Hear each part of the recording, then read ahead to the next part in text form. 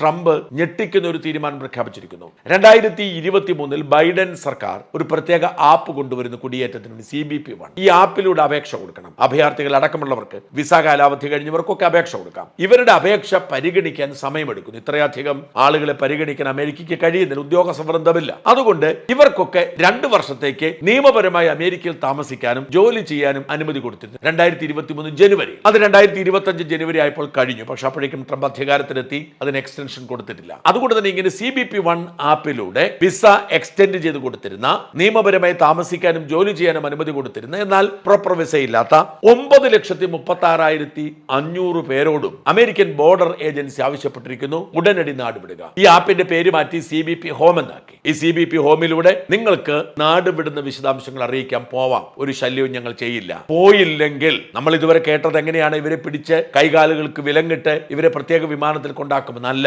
പോയില്ലെങ്കിൽ ഇവരെ ജയിലിൽ അടക്കണമെങ്കിൽ ജയിലിൽ അടയ്ക്കും, ഒരു ടിക്കറ്റും കൊടുക്കാതെ നാട് കടത്തും. നാട് കടത്താൻ അവർ ടിക്കറ്റും സംവിധാനവും കണ്ടെത്തുന്നത് വരെ അവർക്ക് ജയിലിൽ കഴിയേണ്ടി വരും എന്ന് മാത്രമല്ല, ഓരോ ദിവസത്തിനും $998, $1,000 $2 പിഴ ഈടാക്കും. വിസയുടെ കാലാവധി കഴിഞ്ഞ് ഇവിടെ താമസിക്കുന്ന ഓരോരുത്തർക്കും അനധികൃത താമസത്തിന് ഒരു ദിവസം ഏതാണ്ട് $1,000, അതായത് 85,000 രൂപ വീതം പിഴ ഈടാക്കും. ഏറ്റവും വിചിത്രമായ സംഗതി, ഇതിന് 2019 മുതൽ മുൻകാല പ്രാബല്യമുണ്ട് എന്ന് പ്രഖ്യാപിച്ചതാണ്. 96 ഈ പിഴ ഈടാക്കാൻ അനുവദിക്കുന്ന തരത്തിൽ നിയമം വരുന്നത്. 2018 ട്രംപ് ആദ്യം അധികാരത്തിലെത്തിയപ്പോൾ ആ നിയമം നടപ്പിലാക്കാൻ തുടങ്ങിയത്. 2021 അത് സസ്പെൻഡ് ചെയ്തു. അത് പ്രായോഗികമല്ല എന്ന് പറഞ്ഞ് ബൈഡൻ സസ്പെൻഡ് ചെയ്തു. എന്നാൽ 2019 മുതൽ ആ നിയമം നിലവിലുണ്ട് എന്ന കണക്കിൽ ആരെങ്കിലും അനധികൃതമായി തിരിച്ചു പോകുന്നില്ലെങ്കിൽ അവർ ഒരു ദിവസത്തിനും 998 അല്ലെങ്കിൽ $1,000 പിഴ കൊടുക്കണം എന്ന് പ്രഖ്യാപിച്ചിരിക്കുകയാണ് ട്രംപ്. ഇങ്ങനെ അതിശക്തമായ കുടിയേറ്റ വിരുദ്ധ നിലപാട് ട്രംപ് എടുക്കുമ്പോൾ അമേരിക്കക്കാർ കൈയടിക്കുകയാണ്.